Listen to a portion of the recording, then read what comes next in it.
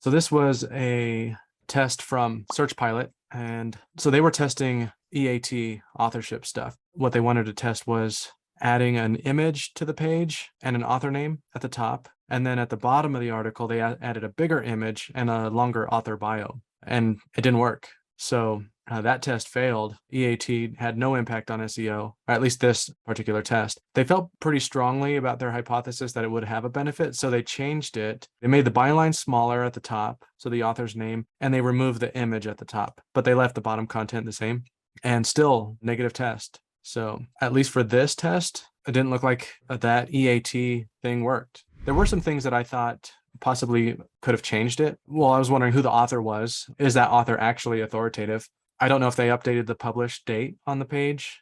And I was wondering if there would be any sort of negative impact if they didn't change the top content at all and just did the bottom content.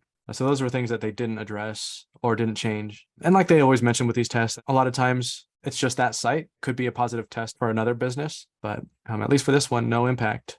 I'd be interested to see, because I'm noticing nowadays in other places having author bios at the top that, reviewed by such and such MD, and then written by this person who also is an MD, whatever, I feel like at the top, it would make more of a difference. Yeah, I think it could. I think those would be good things to test. I like how you were kind of reading between the lines there, Alex, and thinking about, the other details that could affect this. That's why you got to take everything with a grain of salt and, be a critical thinker around it. So good job coming up with those potential impact variables. I would think E.A.T changes would be especially hard to, I don't know, just in my mind, they're more like subtle, just kind of coming together. And Lindsay, good point about, about more subtle. I kind of think about it as, what if it's something that like gets updated as part of a core update, right? Even if the page just gets recrawled even or whatever, which doesn't mean much either.